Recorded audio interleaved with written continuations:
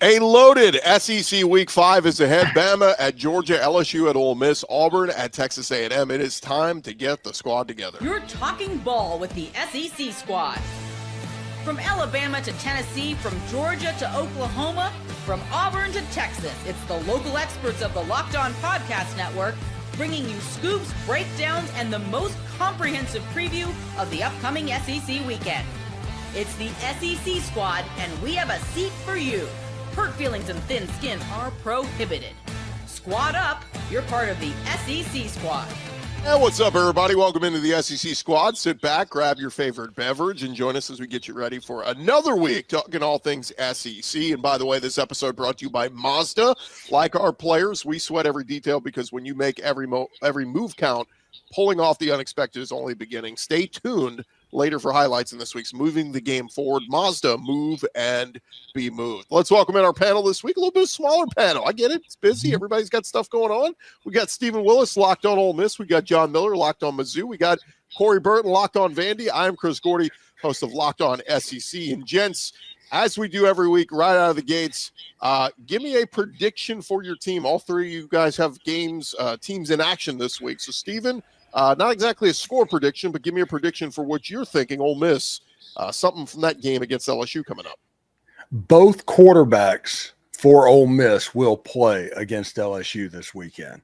Austin Simmons was full go on practice on Tuesday. Might not be 100%, but I think he's going to be close enough to play a little bit.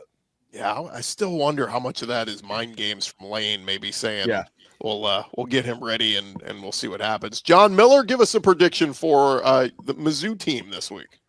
Well, Ahmad Hardy's gotten off to a heck of a start already with 600 total rushing yards on the season. I think he gets another 100 this week against UMass, but maybe only like 12 carries or something like that. Need a little bit of load management for him and Jamal Roberts, honestly. Missouri got one of the best 1-2 running back combos, not just in the SEC, the whole country.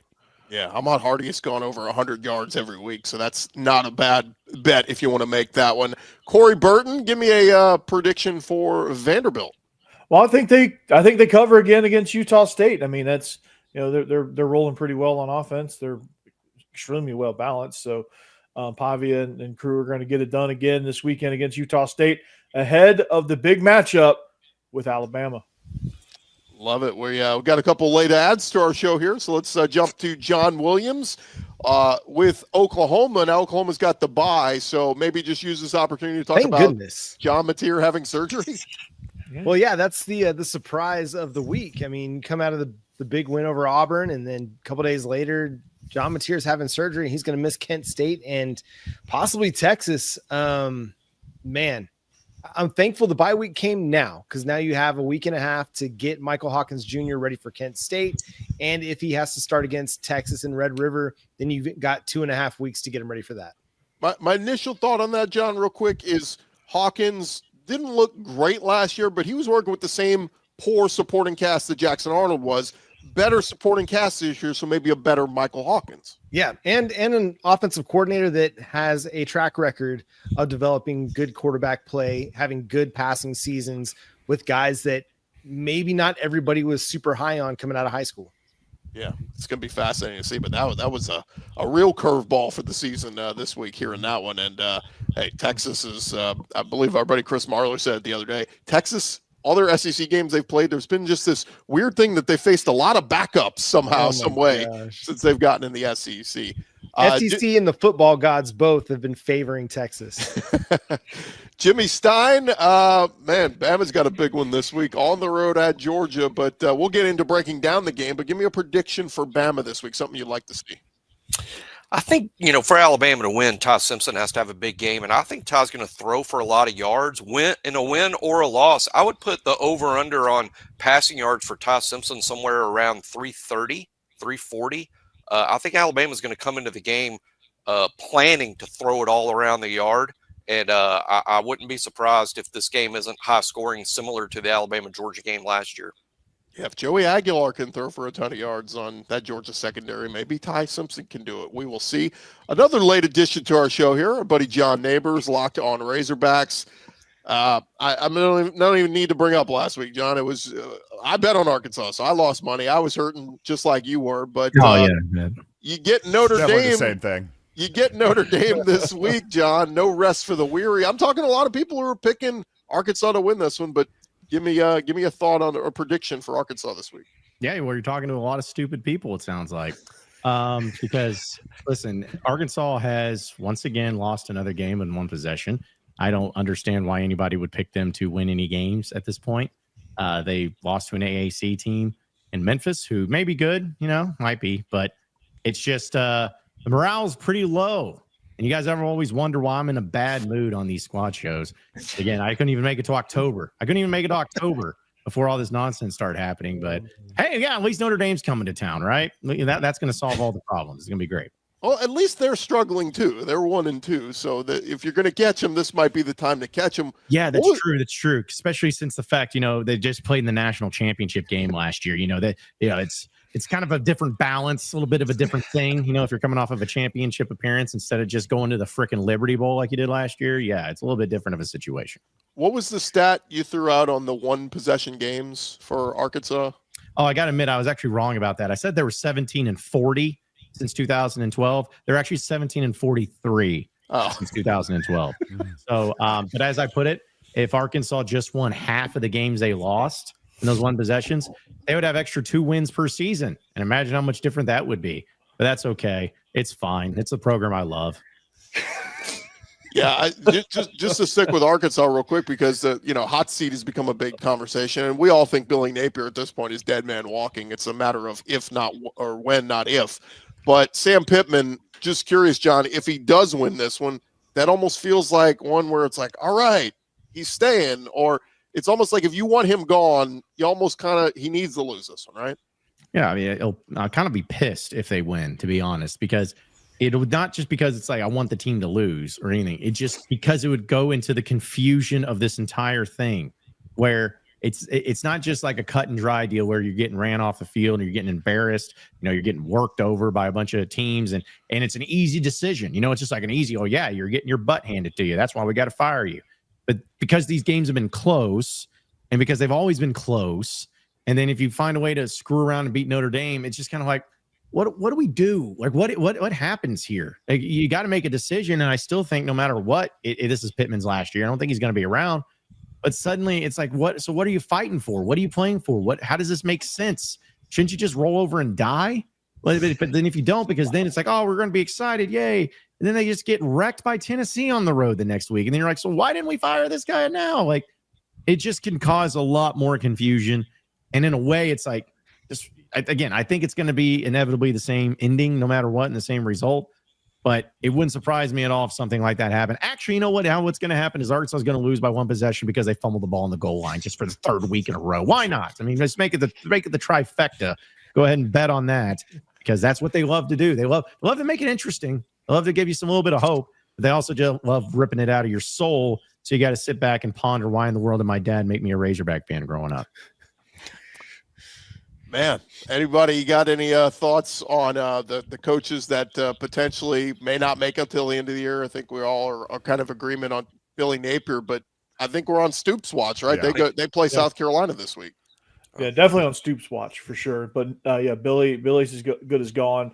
Already kind of wondering pondering who's going to be replacing him down in Florida, and some of the names are interesting, but.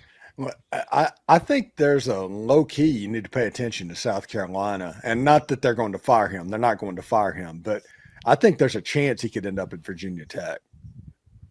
He wants to see. He seems like he wants to cry his way out of town. Did you guys see that quote where he was going, "Boy, Josiah Trotter, Missouri really paid him a lot of money in the transfer portal." Yeah, I could not believe that. I mean, the whininess of Shane Beamer is just consistent now. I really wanted to like the guy because I'll just say Frank Beamer has got to be 1,000 times more likable than his son. Let's put it that way. Yeah, he's the softest coach in college football, I think. He's the most thin, he's got the thinnest skin for sure. Yeah. Because I mean, one little thing sets him off. I mean, he went off about that Lenore Sellers thing in the Vandy game, and I felt like that just put. I think South Carolina just quit after that point, and they were like, It's the second generation thing. Like you see the same thing happen down with the Dallas Cowboys. Like Jerry Jones, like super likable for the most part because he's just kind of quirky and funny. And I mean, now after 40 years or whatever, people don't like him as much. But people really don't like Stephen Jones. It's the same thing. It's like the first generation, everybody kind of likes the guy, had a lot of success. Second generation guy, maybe not as much success. He's trying to. But is he like whiny and so Stephen going Pearl? about it So in a you're not a way big that he- Stephen Pearl guy, is what I'm hearing. Yeah, no, Stephen Pearl's not going to work out. No I'm sorry, shot. Auburn. I hate to break it to you guys, but it's not Brian gonna work out for Schottenheimer, you. the head coach. I'm getting Pat Knight vibes. That's all. Yeah, Brian Schottenheimer's probably not going to work out quite like Marty Schottenheimer did. Now, Kyle Shanahan, okay, that one's worked out. Mike Shanahan was great. Kyle Shanahan's pretty great, but As somebody who interviewed Shane Beamer back in January, I thought he was delightful, and we like Shane Beamer on Locked On SEC. we love Shane Beamer and Norman. When we come back here, guys, we got a loaded SEC week slate in week 5 slate. When we return, we'll get into previewing some of those big ones coming up next year on the Squad Edition. More with the squad in just a second. But first, it is almost the weekend, guys, and it is time to look back and crown this week's MVP on Who Delivered, powered by DoorDash. Just like you can win every Saturday with DoorDash Streaks, saving more every time you order. These players delivered when it mattered most. Let's jump into it. For this week, we're going with Mizzou running back Ahmad Hardy. Delivered in a big way for Mizzou last week, and a nice conference win when the pressure was on. He came through with some nice runs. No hesitation, no delay. And if you've been watching week after week, it wasn't a fluke. He has been doing this every week, rushing for over 100 yards every week since he's been at Mizzou. And just like Ahmad Hardy delivers for the Mizzou Tigers, DoorDash delivers your Saturdays with DoorDash Streaks. You save every Saturday you order, you stack it up all season. You can save up to $250, including $100 in DoorDash credits. Order this Saturday. Keep the streak alive. Fuel your game day. Only with DoorDash. Terms apply. Promo period through 11/18. This episode also brought to you by our friends over at FanDuel. The NFL season is here. FanDuel, they're making sure you're ready for each and every kickoff with a can't-miss offer. Right now, new customers, if you've never used FanDuel before, you can bet just $5, and if your bet wins, you'll get $300 and bonus bets to use across their app. And you're going to love all the different things you can do on FanDuel, whether it's player props, building a same-game parlay, jumping in live action, whatever it is. It makes every game more exciting, whether you're watching your team, keep an eye on your fantasy lineup, whatever it is. It's quick, easy, and the best way to add a little bit more energy to your Sundays. So if you are ready to play, download the FanDuel app today now by visiting FanDuel.com to get started. I got all the college games up there as well. All the big SEC games are there each and every week. It is at FanDuel.com. Head to FanDuel.com right now to place your first $5 bet and take advantage of that great offer. SEC squad talking more ball. And guys, let's get into, let's start with the game of the week. It is number 17, Alabama at number 5, Georgia, 7:30 Eastern on ABC. Bama 2-1. The week 1 loss to Florida State where everybody buried them, but then they came back, looked much better the last 2 weeks. Ty Simpson looked great. Georgia they're 3-0, but man, that game at Knoxville a couple weeks ago was really hairy, and you could argue they should have lost it. But Jimmy, we'll start with you. Kind of give us your thoughts on this one. I think one thing that's really interesting about this matchup is just how similar both teams are in terms of, I would say they're sort of mirror images in many ways. Gunnar Stockton and Ty Simpson are very similar quarterbacks when you compare them in terms of size, arm talent, leg talent.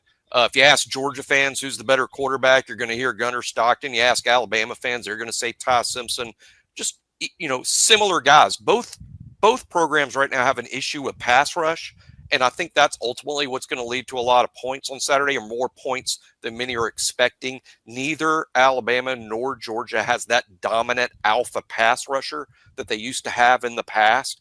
That should allow both quarterbacks time to operate. Both have pretty good receiving cores. Zachariah Branch and Ryan Williams, big-time playmakers. Colby Young and Zay Horton, big-bodied receivers that can keep the chains moving. I think Jam Miller, back healthy for the first game this year, is going to make an impact in the Alabama run game. Him and Nate Frazier, I think, similar players. Both Alabama and Georgia questions on the offensive line.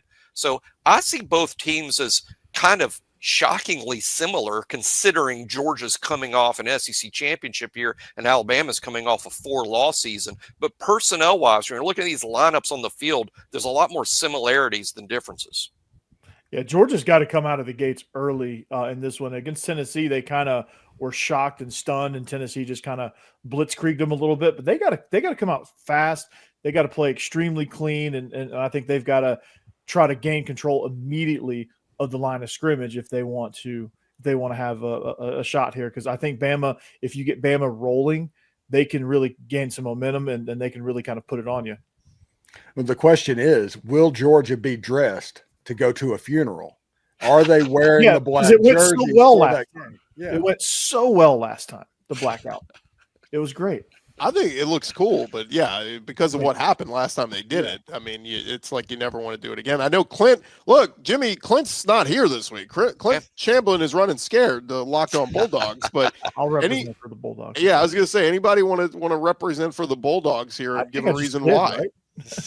Well, I think it just did. Well, I think they're off to a better start to the season than Alabama is. They've got that big win over Tennessee. Obviously, Alabama struggled against Florida State week 1, turned some things around against some lesser competition the last couple of weeks.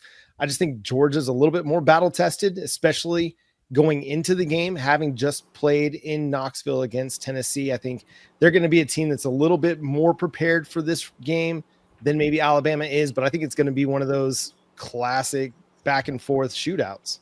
I don't know if Georgia's the absolute elite team in the conference or anything, but I do think they're probably the safest bet, if that makes sense. I think there's kind of a few teams up at the top you could argue for, but if I have to pick one, it would probably be Georgia, but I don't feel that great about it, if that makes sense. Well, I mean, yeah, Kirby Smart has only had one season with fewer than 10 wins since his first season, and it was the COVID year. He's the most consistent coach in college football. Yeah, and Gunnar Stockton has proven a little bit that he's able to really carry the load. That was the biggest question I had going into this season is, can Gunnar Stockton do it? Can he be that dude that goes out there and makes plays when Georgia really needs it? And you saw that in that Tennessee game. That's, them coming back. They're being down 21-7. And of course, Tennessee traditionally always has the lead. But when you see Gunnar Stockton go out there and lead them down, you're like, okay, I see you can actually do it. Yeah, what I liked about Georgia in that game is, like, you saw they were a little bit conservative at the start, and they've been kind of conservative to start the season, but they've gradually kind of opened things up as Gunnar Stockton gets more comfortable. They were pushing the ball vertically down the field. That pass to London Humphreys at the end of the game was outstanding. And they were just hitting more vertical shots than I've seen them take over the course of the Mike Bobo era at offensive coordinator. So, they're just a more vertically present team. They're more confident on offense. Defense is going to kind of reciprocate that a little bit. So again, I think it's going to be a line of scrimmage game as per usual in this matchup and per usual in this conference. So that's nothing earth shattering there. But Jimmy, I think it's whatever quarterback. Yeah, it's going to be who outduels who, and that's what it's going to come down to. Yeah, one interesting aspect, Alabama's 3 games is yet to turn over the ball. Kind of one of the shocking things about the bad performance in Tallahassee for Alabama is it didn't include any turnovers. Alabama is yet to throw an interception or fumble the ball away to the opposition after 3 games. Is that going to continue? If that continues through a 4th game, kind of have to like Alabama's chances. Obviously, Georgia's defense is something, Georgia's defense going to likely create some turnover situations for them. So I do think turnovers are big in a game where 2 teams are sort of evenly matched roster-wise. And getting Jam Miller and Tim Keenan back is certainly going to help. I can't get over just watching Ryan Williams, how ridiculous he was last year in this game against Georgia, where, makes the big play again in the final minutes. And I can't get over what Joey Aguilar just did to this Georgia secondary a couple weeks ago. So I just keep looking and say, if Ty Simpson takes care of the football, it was a rough go for the points. Corners. Yeah, it was a rough go for the corners. Yeah, and then Georgia having Zachariah Branch out there doing some pretty good stuff as well. I think it's gonna be more of a shootout than we're used to. I mean, last year, of course, it happened, but typically with these teams, you're used to them being more defensive focused and it being closer, kind of like the old school Alabama LSU games. I think those are gone forever. You're not gonna get that for a while. It's gonna be shootouts, offensive, just go, and so I think that's gonna be the best part. Is the question is, which team goes out there and plays, as you said, Jimmy, the cleanest game. Can Alabama keep that going? If they can keep it clean, there's a good chance they can win this game. Same thing for Georgia. The one that makes the critical mistake is probably the one that's going to lose.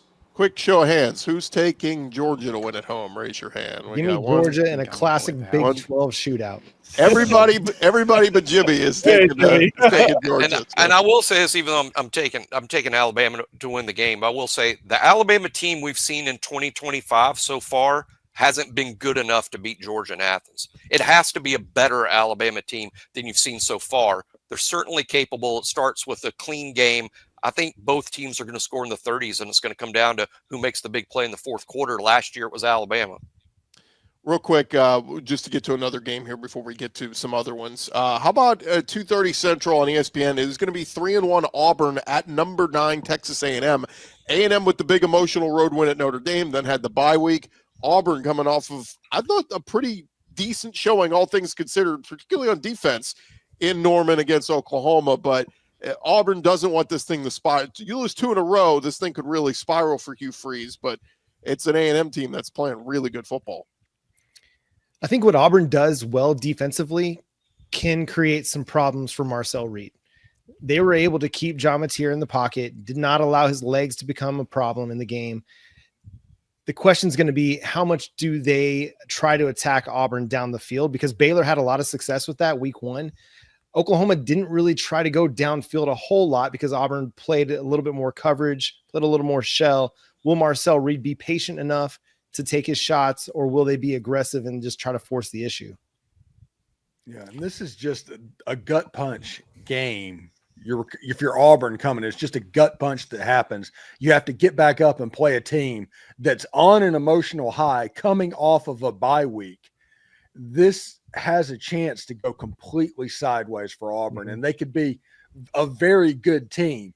But that level of emotion, listen, I'm somebody that rode the Hugh Freeze roller coaster for several years. I've seen him pull off wins against Alabama, and I've seen him go on the road and lose at Memphis.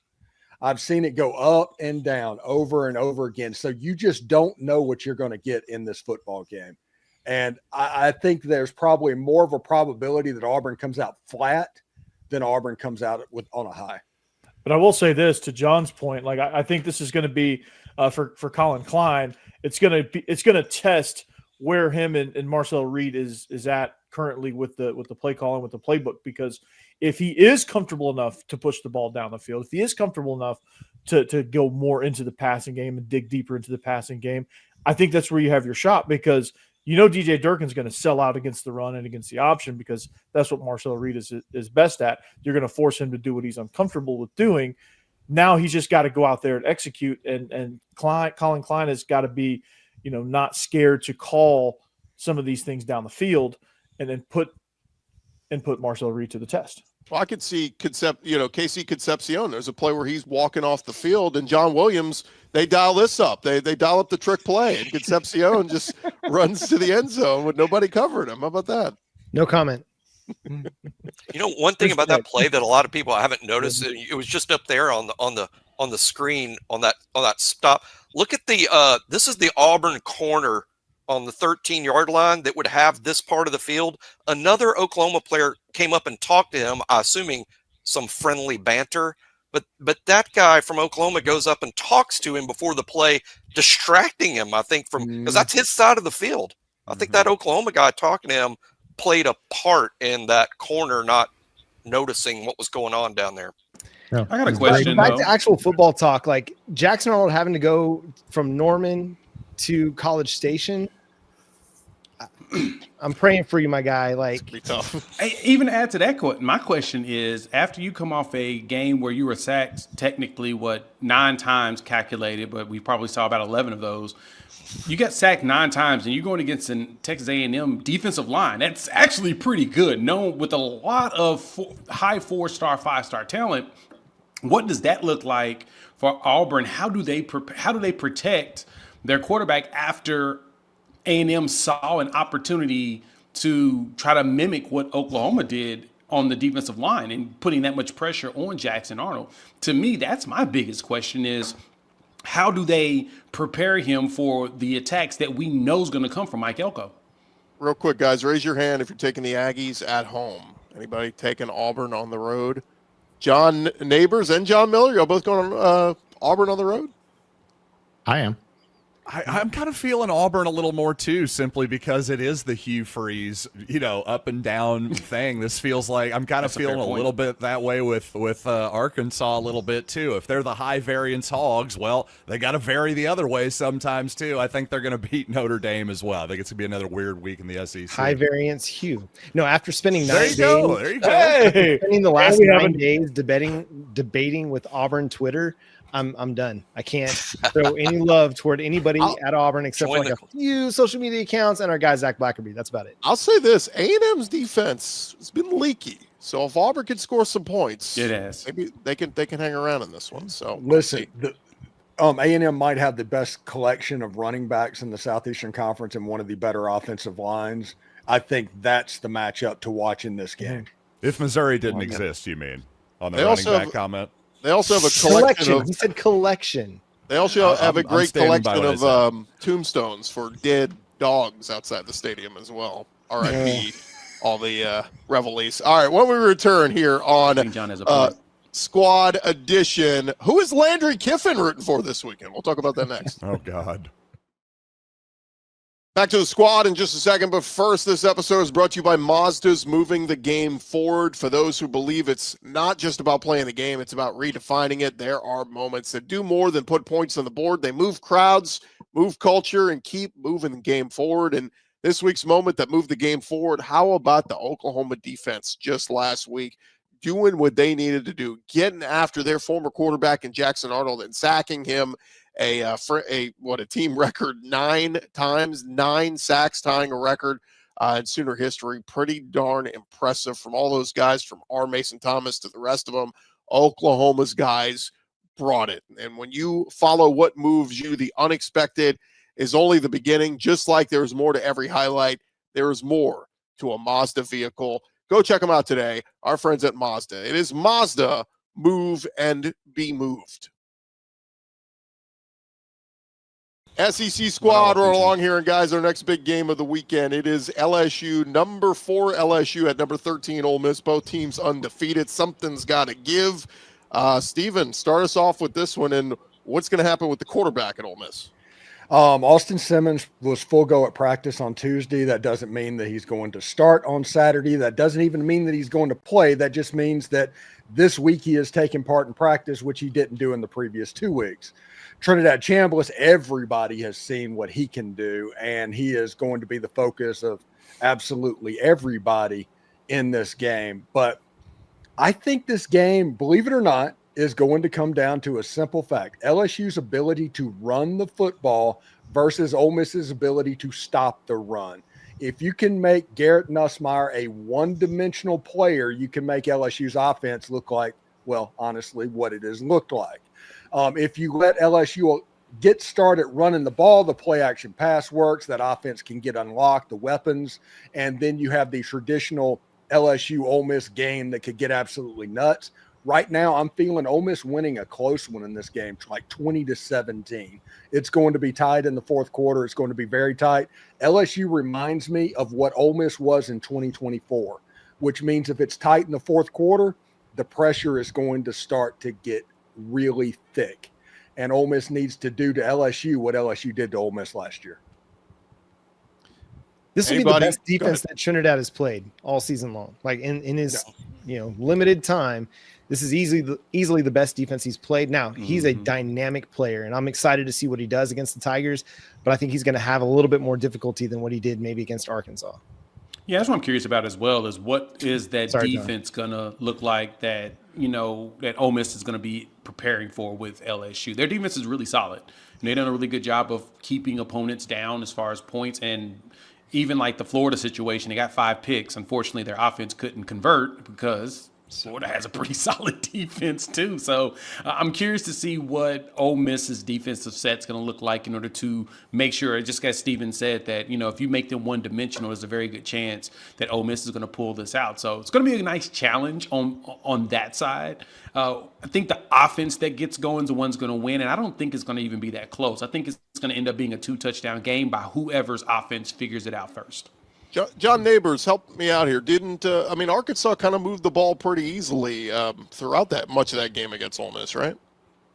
Yeah, they did. Not in the second half as much, but they still found ways. But I think it's always about matchups, at least in that, because I think we talked about it maybe last week, but it's like a Bobby Petrino versus a Pete Golding. Sometimes just certain coordinators match up against certain defenses, and it works out that way. But like with this, though, I don't know. I actually feel good about Ole Miss's chances.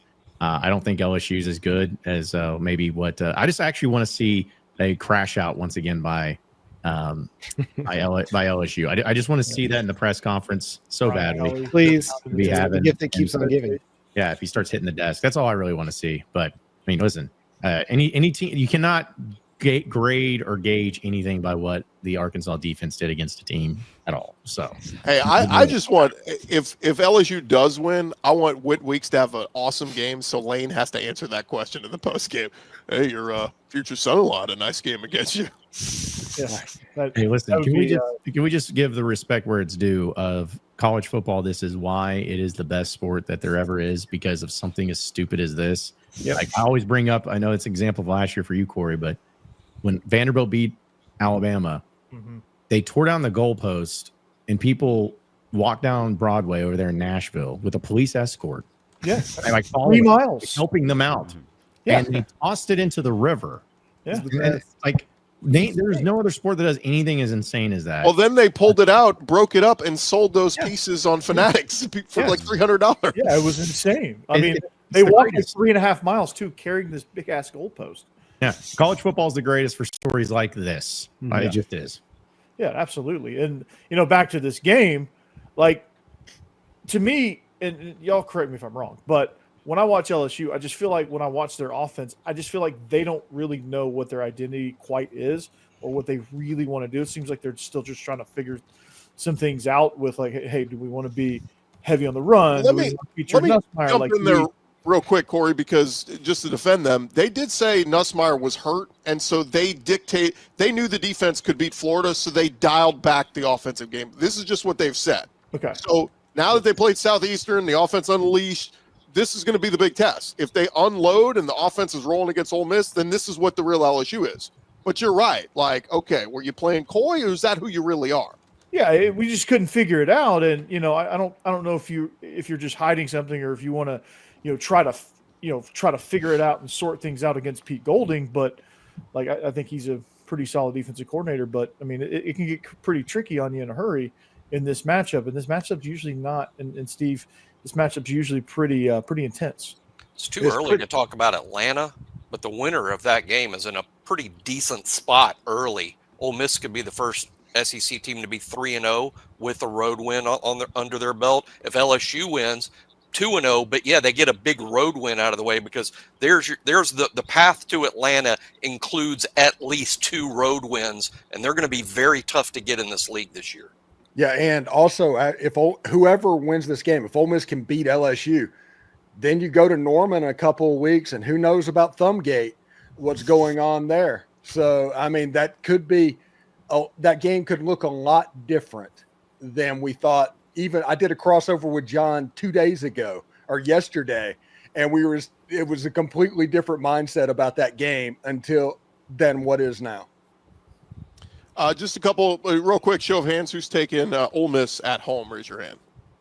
1, 2, 3, 4, 5, 6. Okay. I also had Zach pop into my head when you said, just to defend LSU for a second there, Chris. No. I heard Zach's voice in my head. Hey, of course you make it about LSU. Yeah, I am Switzerland here. I'm just making a case because our buddy Matt Moscona only joins us once a year, so I had to take the LSU angle there. I just had to throw a shout out to Zach, because every time I listen to the squad show and Zach's on, that's the thing that pops up. Anyway, well, Zach's still hurting from that loss this week. 2 more guys in the conference. How about number 15 Tennessee going on the road at 4-0 Mississippi State?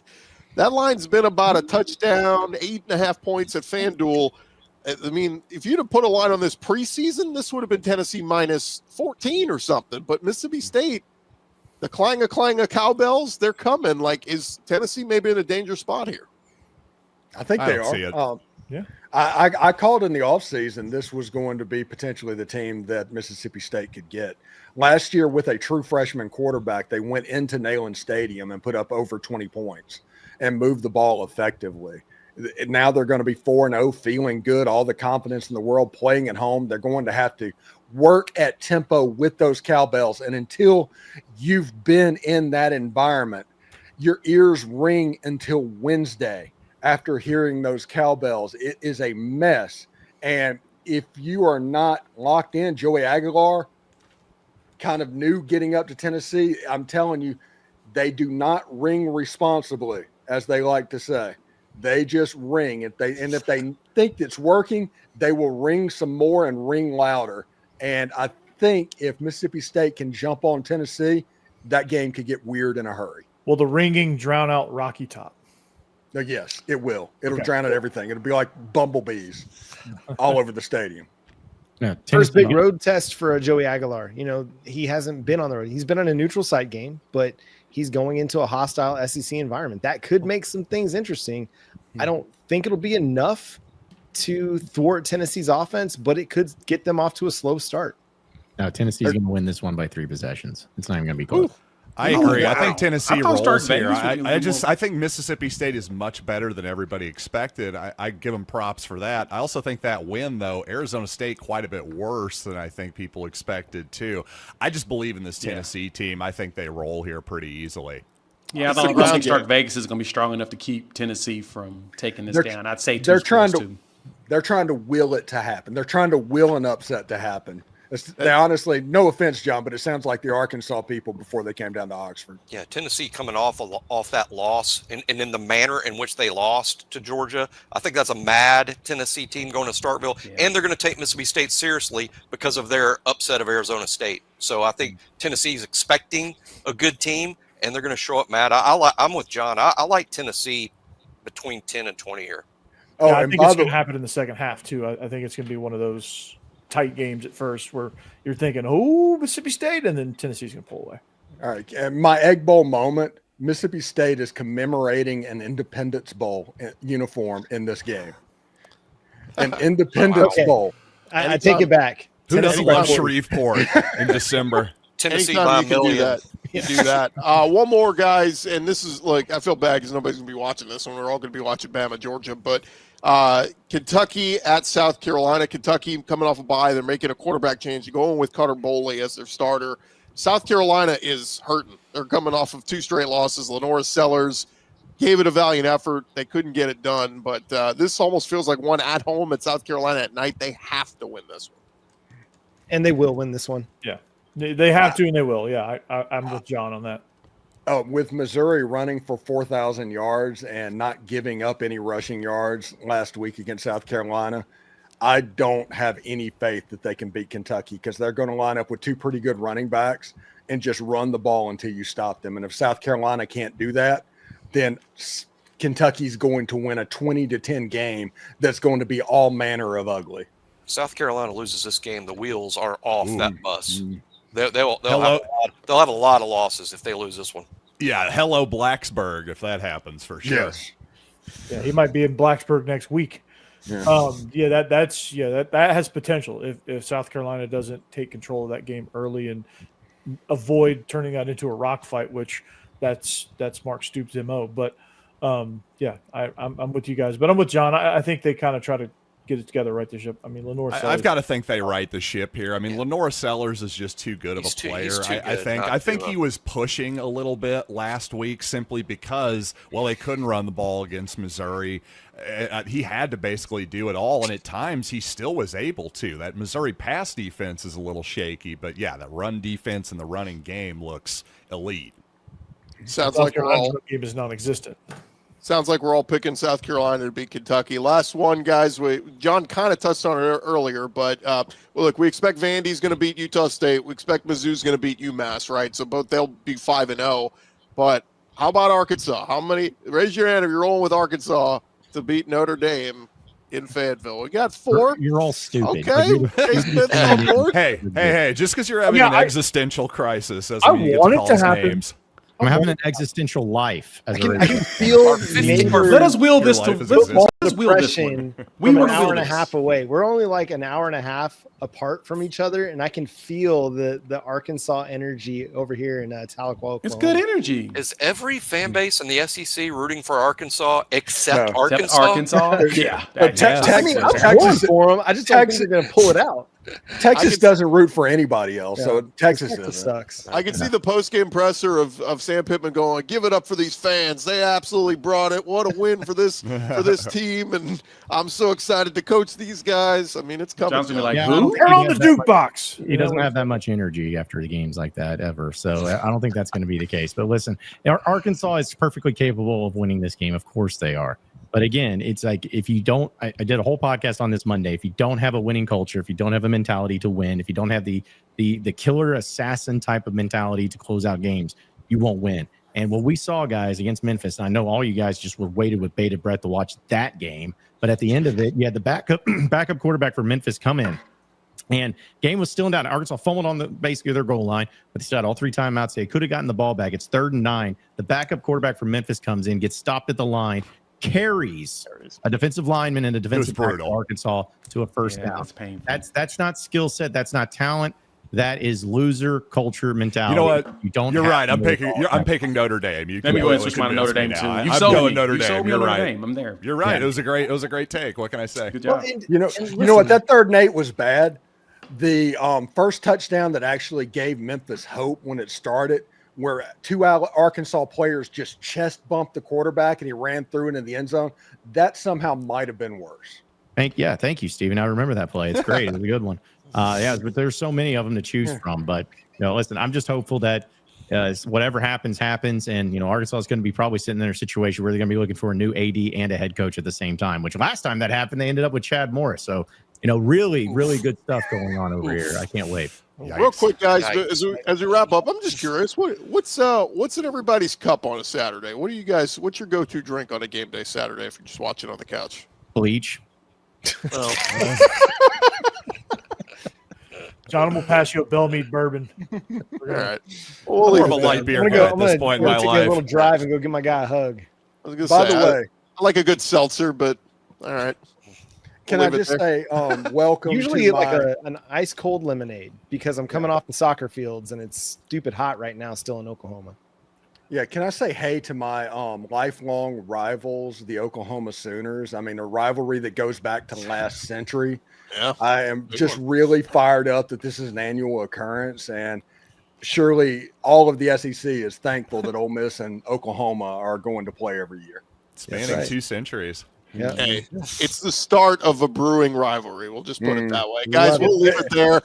Thank you guys for all joining us. And remember to follow and subscribe to your favorite SEC team. We'll be covering your favorite teams all throughout the season. Don't forget, I'll have you covered with Locked On SEC, part of the Locked On Podcast Network, covering your team every day. We'll talk to you guys next week. God, this sucks.